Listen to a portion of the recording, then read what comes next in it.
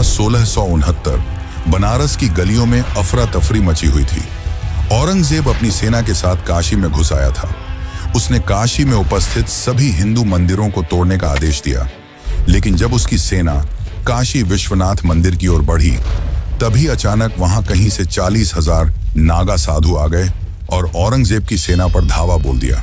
लेकिन वे असफल रहे और औरंगजेब ने लगभग 400 से ज्यादा नागा साधुओं को मारकर काशी विश्वनाथ मंदिर को ध्वस्त कर दिया। यह दृश्य काफी ज्यादा भयानक था, लेकिन यह कहानी यहीं खत्म नहीं होती। औरंगजेब ने मंदिर को केवल तोड़ा ही नहीं, बल्कि उसे तोड़कर एक मस्जिद का निर्माण किया, जिसे आज हम ज्ञानवापी मस्जिद के नाम से जानते हैं। अब समय में आगे आए तो साल 2023 से 24 में कोर्ट के आदेश पर ASI यानी आर्कियोलॉजिकल सर्वे ऑफ इंडिया ने ज्ञानवापी मस्जिद का सर्वेक्षण किया और अपनी रिपोर्ट कोर्ट में प्रस्तुत की। उनके अनुसार वहां 55 पत्थरों की मूर्तियां मिली, जिनमें हिंदू देवताओं की मूर्तियां भी शामिल थीं, जैसे कि हनुमान, गणेश और नंदी की मूर्तियां, और साथ ही 32 शिलालेख मिले, जिनमें देवनागरी ग्रंथ, तेलुगु और कन्नड़ का प्रयोग पाया गया। तो क्या ये सारी बातें सच हैं? क्या यहाँ सच में एक मंदिर था? और अगर हाँ तो कौन सा? क्योंकि मूल काशी विश्वनाथ मंदिर तो अभी भी मौजूद है। भारत के सबसे प्राचीन शहर वाराणसी में बसा यह काशी विश्वनाथ मंदिर कई हजार सालों से अपने अंदर ऐसे अनसुने रहस्यों को दबाए बैठा है, जिन्हें जानकर आप भी चौंक जाएंगे।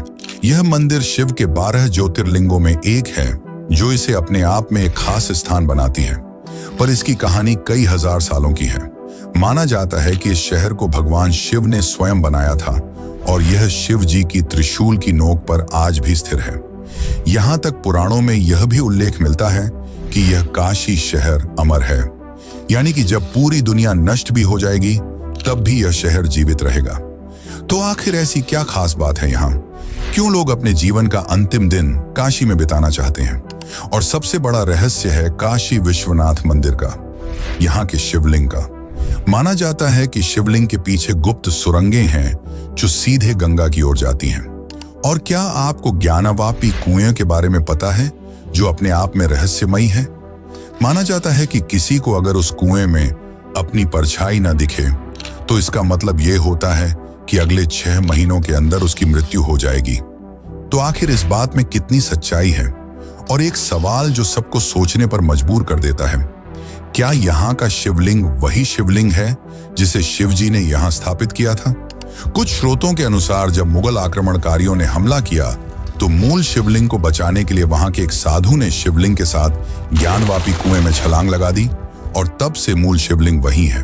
तो क्या यह सच है या सिर्फ कल्पना? तो आज के इस वीडियो में हम जानेंगे काशी विश्वनाथ मंदिर के उन रहस्यों को जो आपको नहीं पता। उतरेंगे इसके इतिहास के उन अंधेरे कुओं में जिनकी सच्चाई आपसे छिपाई गई। तो चलिए शुरू करते हैं काशी विश्वनाथ का यह रहस्यमय सफर। लेकिन उससे पहले अगर आपको वीडियो अच्छी लग रही है, तो इसे लाइक करके कमेंट में हर हर महादेव जरूर लिखिए।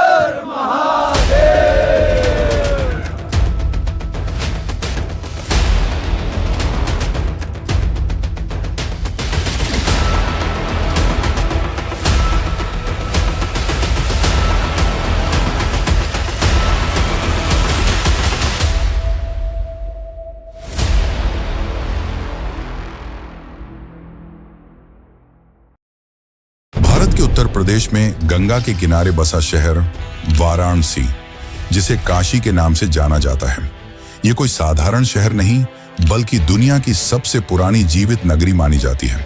पुरातत्वविदों का मानना है कि जब मिस्र में पिरामिड बन रहे थे, जब रोम और एथेंस का नाम तक नहीं था, तब भी काशी में दीपक जल रहे थे, आरती हो रही थी और मंदिरों की घंटियां गूंज रही थी। इतिहासकार मार्क ट्वेन ने कहा था, Banaras is older than history, older than tradition and older even than legend. यानी काशी इतिहास से भी पुरानी है। कहा जाता है कि काशी को स्वयं भगवान शिव ने बसाया था। स्कंद पुराण के काशी खंड में लिखा है, त्रिशूलाग्रे स्थितम स्थानम सर्व तीर्थमयम शिवम, अर्थात काशी वह पवित्र स्थान है जो शिव के त्रिशूल की नोक पर टिका है।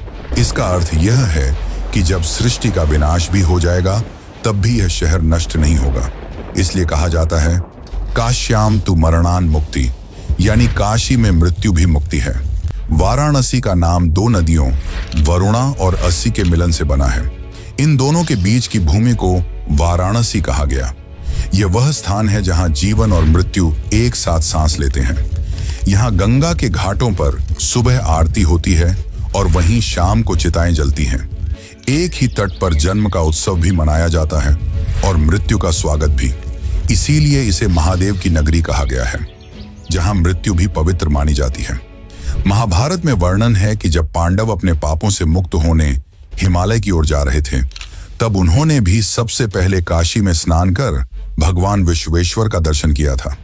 यहाँ के मणिकर्णिका घाट का नाम सुनते ही भक्ति और भय दोनों का मिश्रण महसूस होता है। माना जाता है कि यही वह स्थान है जहां स्वयं माता पार्वती के कान की मणि गिरी थी और शिव ने घोषणा की थी, जो काशी में मरेगा उसे मैं स्वयं मोक्ष दूंगा। काशी सिर्फ एक नगर नहीं, यह जीवन और मृत्यु के बीच की सीमा रेखा है।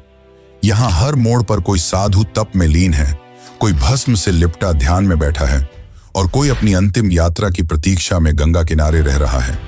लोग यहाँ मरने नहीं बल्कि मोक्ष पाने आते हैं। यहाँ मृत्यु भय नहीं, वरदान है। विज्ञान भी इस शहर के रहस्यों को पूरी तरह नहीं समझ पाया।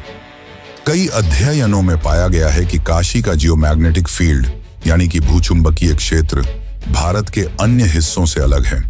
यहाँ की हवा, यहाँ का जल और यहाँ का वातावरण एक अनोखी शांति प्रदान करता है। शायद यही कारण है कि यहाँ आने वाला व्यक्ति अपने भीतर कुछ बदलता हुआ महसूस करता है, जैसे आत्मा किसी अदृश्य शक्ति से जुड़ गई हो। लोग कहते हैं काशी न मरणम मनुष्य, यानी जो काशी में मरता है वह मरता नहीं, बस मुक्त हो जाता है, क्योंकि यहाँ मृत्यु अंत नहीं, आरंभ है। आरंभ उस यात्रा का जहां आत्मा शरीर से अलग होकर सीधा शिव के सानिध्य में पहुंचती है। लेकिन अब भी प्रश्न यही उठता है कि इस भव्य नगरी का निर्माण आखिर हुआ कैसे, और क्यों कहा जाता है कि यह शहर प्रलय से अछूता है, यानी कि चाहे दुनिया इधर की उधर हो जाए पर काशी सदैव टिका रहेगा। और क्यों इसे शिव की नगरी कहा जाता है, तो चलिए अब जानते हैं काशी के निर्माण का रहस्य। कहते हैं जब इस सृष्टि की रचना हुई थी तब सबसे पहले प्रकाश प्रकट हुआ और उसके साथ ही ध्वनि ओम। उसी ध्वनि से ब्रह्मा, विष्णु और महेश की उत्पत्ति हुई। ब्रह्मा ने सृष्टि रची, विष्णु ने उसका पालन किया और शिव ने सृष्टि के संतुलन की जिम्मेदारी ली। लेकिन सृष्टि के निर्माण के बाद जब ब्रह्मा और विष्णु अपने अपने कार्यों में व्यस्त थे, तब शिव को संसार से कोई लगाव नहीं रहा। वे कैलाश पर्वत पर समाधि में लीन रहने लगे। समय बीतता गया।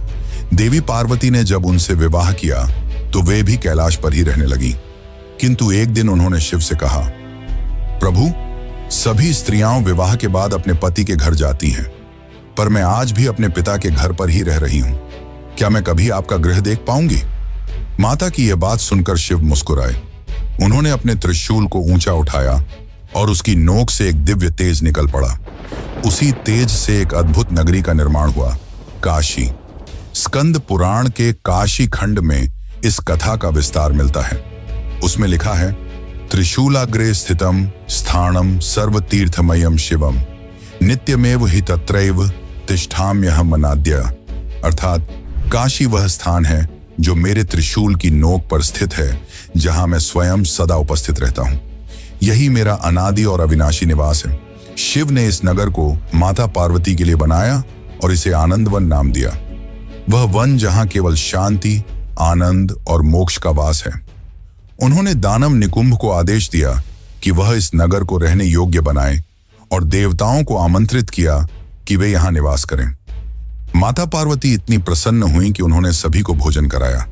तभी से उन्हें अन्नपूर्णा देवी के रूप में पूजा जाने लगा। अन्नपूर्णा देवी की कथा काशी के हर कोने में जीवित है। कहा जाता है, एक बार जब इस नगर में भयंकर अकाल पड़ा और चारों ओर भुखमरी फैल गई, तब भगवान शिव ने स्वयं भिक्षा मांगी। वे माता अन्नपूर्णा के पास पहुंचे और उन्होंने भोलेनाथ के हाथों में अन्न का पात्र रख दिया। उसी क्षण शिव ने कहा, मां, जब तक तुम यहां रहोगी काशी में कोई भूखा नहीं मरेगा। इसी से आरंभ हुआ अन्नपूर्णा मंदिर, जो आज भी काशी विश्वनाथ के निकट स्थित है। काशी के बारे में एक और रहस्यमय मान्यता है। कहा जाता है यह शहर प्रलय के समय भी नष्ट नहीं होता। जब पूरी पृथ्वी जल में डूब जाती है तब भी काशी त्रिशूल की नोक पर टिकी रहती है। कथाओं के अनुसार जब ब्रह्मांड में प्रलय आता है तब भगवान शिव स्वयं इस नगर को अपने त्रिशूल पर उठा लेते हैं ताकि यह सृष्टि के पुनर्जन्म तक सुरक्षित रहे। यही कारण है कि इसे अमर नगर कहा गया है। आधुनिक दृष्टि से देखें तो यह मान्यता भी अद्भुत प्रतीत होती है। वैज्ञानिकों के अनुसार वाराणसी की भौगोलिक स्थिति गंगा नदी के सबसे स्थिर तट पर है, जहां बाढ़, भूकंप या भूस्खलन जैसी घटनाओं का प्रभाव बहुत कम पड़ता है। शायद यही कारण है कि यह शहर हजारों वर्षों से नष्ट नहीं हुआ, किंतु भक्तों के लिए इसका कारण केवल एक है, महादेव का सान्निध्य। यह भी कहा जाता है कि जब कोई भक्त मृत्यु के बाद मोक्ष चाहता है तो भगवान शिव स्वयं उसके कान में राम नाम फूंकते हैं। काशी खंड में इस घटना को तारक मंत्र कहा गया है। इस मंत्र को सुनने के बाद आत्मा सीधे शिवलोक को प्राप्त करती है। यही कारण है कि लोग अपने अंतिम समय में काशी आकर वास करते हैं, क्योंकि यहां मरना नहीं कहलाता, बल्कि शिव में लीन हो जाना है। काशी इसलिए अनोखी है क्योंकि इसे किसी राजा, किसी सम्राट या किसी वास्तुकार ने नहीं, बल्कि स्वयं महादेव ने बनाया था। यही कारण है कि इसे मोक्ष की नगरी, अमृतत्व का केंद्र और महादेव का निवास कहा जाता है। लेकिन मित्रों, अब तक जो हमने आपको बताया ये वो सारी कथाएं हैं जो हमें हमारे ग्रंथों और पुराणों में मिलती हैं, जो काशी के निर्माण के बारे में बताती हैं। पर यह कथा यहीं समाप्त नहीं होती। महादेव के इस शहर का इतिहास विनाश से भरा हुआ है। अब हम जानेंगे काशी विश्वनाथ मंदिर के विनाश की कहानी और कैसे औरंगजेब ने इसे तोड़कर यहाँ ज्ञानवापी मस्जिद का निर्माण किया। तो चलिए अब जानते हैं काशी विश्वनाथ मंदिर की असली सच्चाई। लेकिन उससे पहले अगर आपको वीडियो अच्छी लग रही है तो इसे एक लाइक जरूर करें। यह आपके लिए तो फ्री है, पर इससे हमारी काफी ज्यादा मदद हो जाती है। काशी विश्वनाथ मंदिर का सबसे प्राचीन उल्लेख स्कंद पुराण के काशी खंड में मिलता है, जिसमें इसे विश्वेश्वर कहा गया है, अर्थात विश्व का ईश्वर। इसी ग्रंथ के अनुसार इस ज्योतिर्लिंग की स्थापना स्वयं भगवान शिव ने की थी, पर मंदिर का पहला संरचनात्मक निर्माण राजा हरिश्चंद्र ने करवाया था। राजा हरिश्चंद्र, जो सत्य और धर्म के प्रतीक माने जाते हैं, उन्होंने एक विशाल शिवालय का निर्माण करवाया था ताकि काशी आने वाले हर यात्री को मोक्ष प्राप्ति का अवसर मिले। हरिश्चंद्र के बाद लगभग एक सहस्त्राब्दी तक काशी समृद्ध और शांत रही, किंतु बाद में विदेशी आक्रमणों और समय के प्रहार से मंदिर नष्ट हुआ। इतिहासकार A.S. ऑल्टेकर अपनी पुस्तक हिस्ट्री ऑफ बनारस में लिखते हैं कि विक्रमादित्य ने जब भारत को पुनः संगठित किया तब उन्होंने वाराणसी के विश्वेश्वर मंदिर का पुनर्निर्माण करवाया।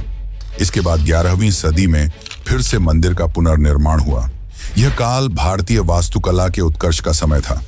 काशी पुराण संग्रह और काशी वर्णन ग्रंथावली के अनुसार इस काल में मंदिर की ऊंचाई 85 फीट थी और उसका गर्भगृह चांदी की परतों से सुसज्जित था। लेकिन यह वैभव ज्यादा समय तक नहीं टिका।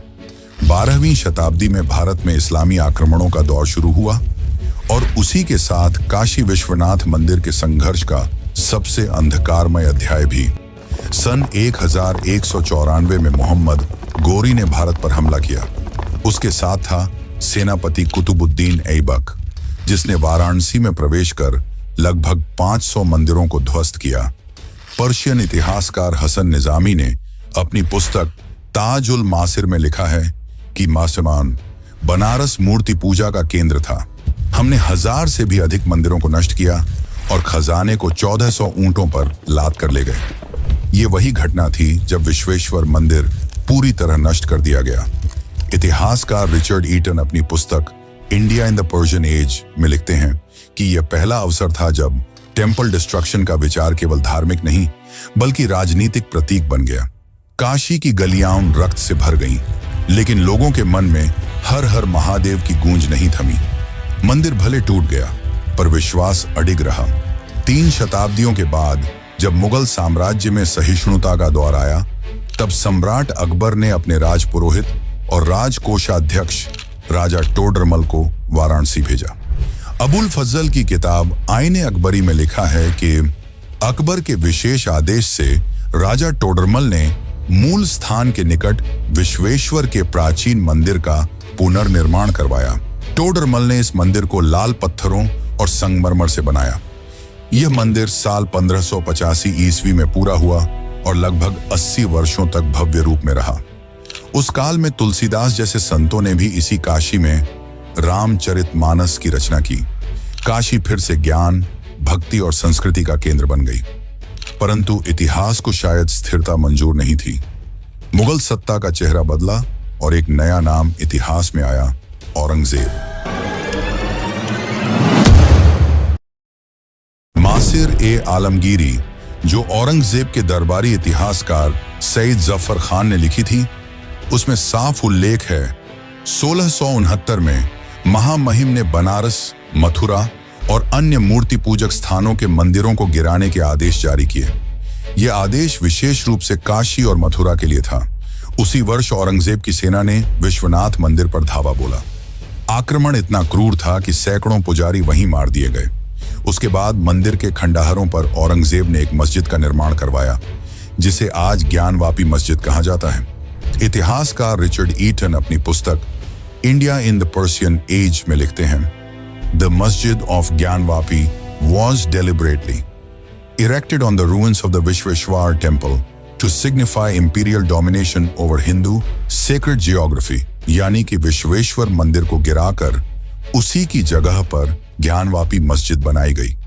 यह मस्जिद बनाने का मकसद सिर्फ इबादत गाह बनाना नहीं था, बल्कि यह दिखाना था कि बादशाह का यहाँ पूरी तरह से राज है।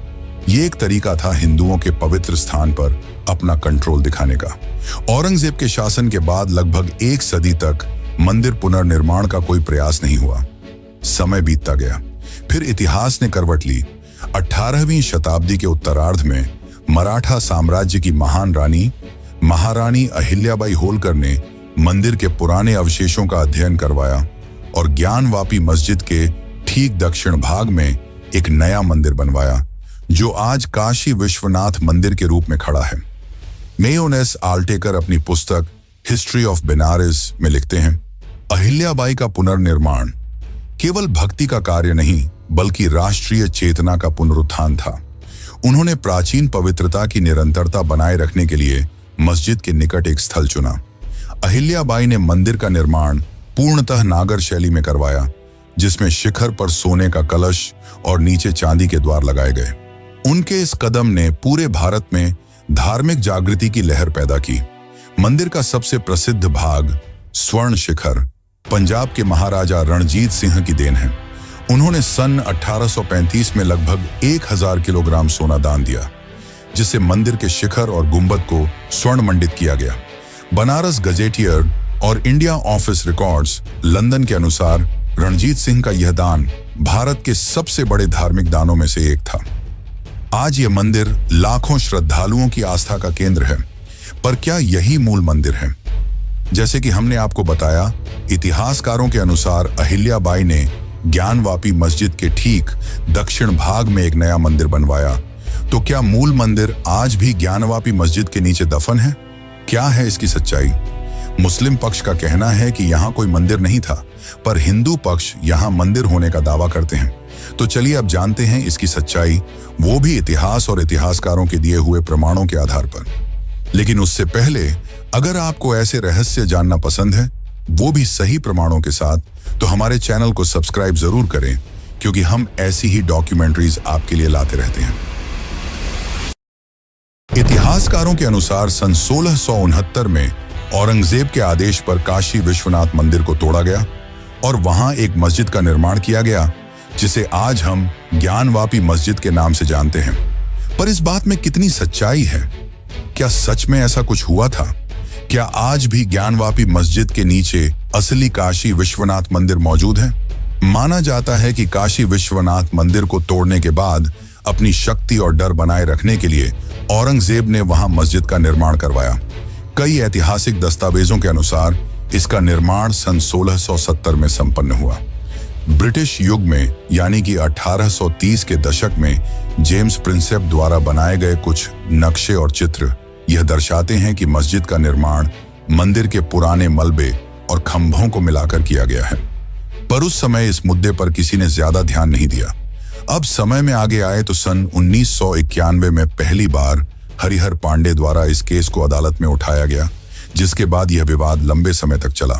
पक्ष में थे हिंदू याचिकाकर्ता जैसे राखी सिंह, लक्ष्मी देवी, सीता साहू, मंजी व्यास, रेखा पाठक आदि, जिनका मामला बढ़ा चढ़ाकर सुना गया और जिन्होंने अदालत में ज्ञानवापी परिसर में पुराने मंदिर की बहाली संबंधी याचिका डाली।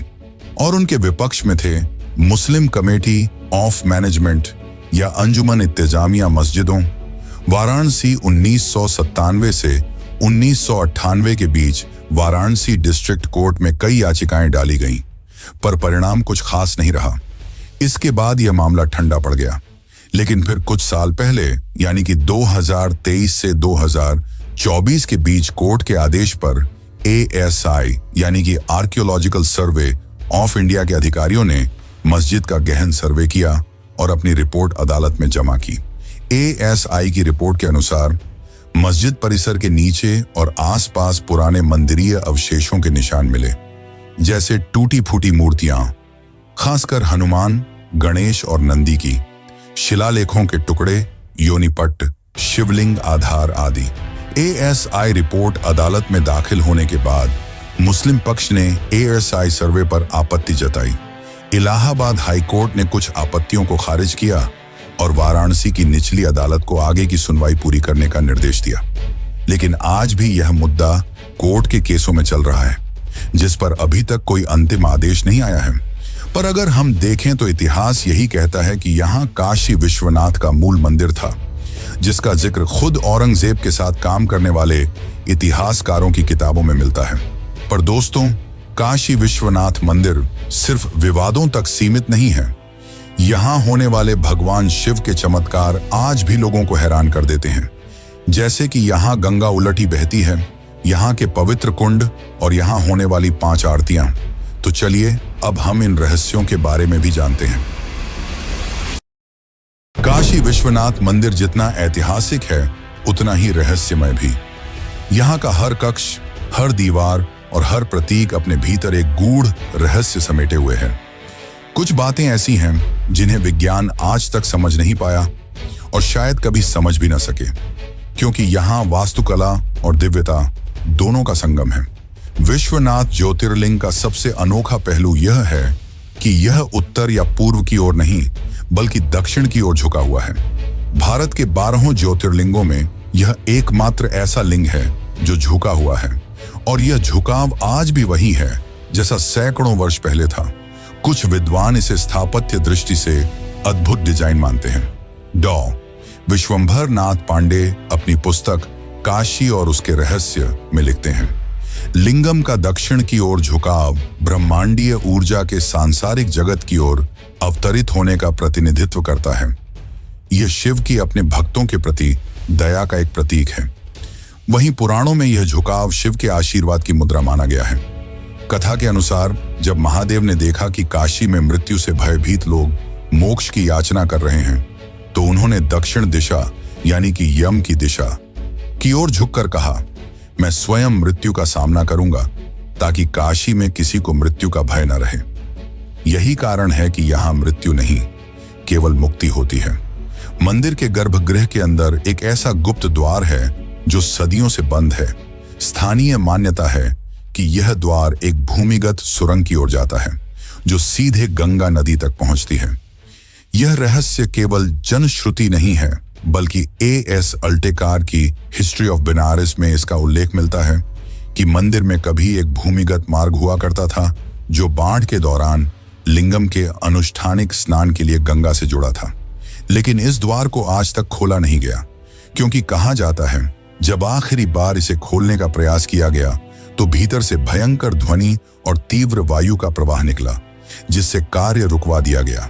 आज भी यह द्वार तांबे की प्लेट से सील है और उसकी रक्षा विशेष पुजारी करते हैं। काशी विश्वनाथ मंदिर में प्रतिदिन 5 आरतियां होती हैं, जो सुबह 3 बजे से रात 11 बजे तक एक निश्चित क्रम में संपन्न होती हैं।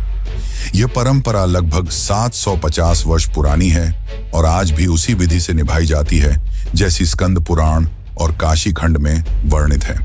सबसे पहले मंगला आरती सुबह 3 बजे होती है, जब माना जाता है कि महादेव निद्रा से जागते हैं। इसके बाद 11:30 बजे भोग आरती होती है, जिसमें भगवान को अन्न, फल और दूध का नैवेद्य अर्पित किया जाता है। शाम 6 बजे संध्या आरती होती है, जब गंगा की आरती के साथ पूरे मंदिर में दीपमालाएं जगमगाने लगती हैं। इसके बाद 8 बजे श्रृंगार आरती होती है, जिसमें भगवान को फूलों, चंदन और आभूषणों से सजाया जाता है। अंत में रात 10:30 बजे शयन आरती होती है, जब भगवान को विश्राम के लिए पलंग पर लिटाया जाता है और मंदिर के द्वार बंद कर दिए जाते हैं। यही वह परंपरा है जो काशी के मंदिरों में भक्ति, अनुशासन और ऊर्जा का संतुलन बनाए रखती है। अब अगर हम काशी के प्रमुख स्थलों की बात करें तो सबसे पहला नाम आता है धन्वंतरी कुंड का। काशी के मृत्युंजय महादेव मंदिर के पास स्थित यह कुंड अपनी अद्भुत औषधीय विशेषताओं के लिए प्रसिद्ध है। स्कंद पुराण के काशी खंड में उल्लेख है, जो इस जल का 45 दिन सेवन करे वह व्याधियों से मुक्त होता है।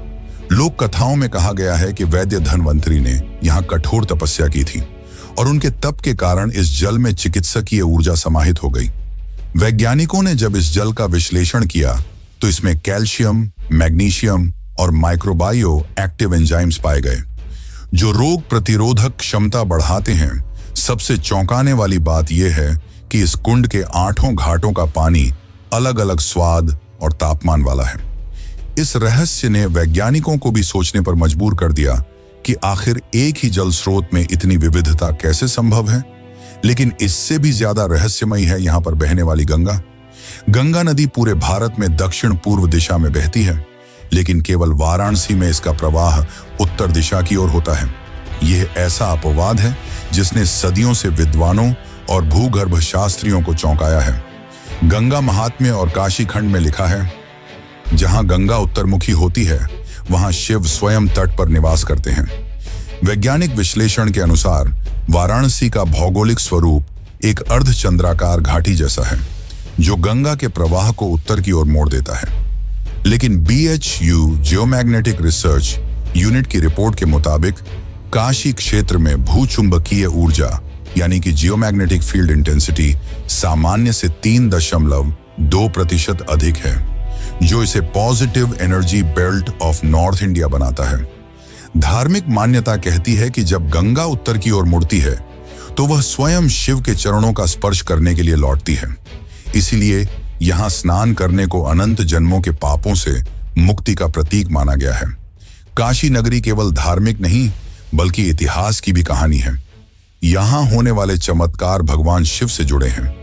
यहाँ मृत्यु से मुक्ति मिलती है। लेकिन मित्रों, क्या आप कभी काशी गए हैं? अगर हाँ, तो अपने अनुभव हमें कमेंट में जरूर बताएं। अब हम यह यात्रा यहीं समाप्त करते हैं। अगर आपको वीडियो से कुछ नया जानने और सीखने को मिला हो तो इसे अपने मित्रों और रिश्तेदारों को जरूर शेयर करें। वीडियो को अंत तक देखने के लिए आपका धन्यवाद।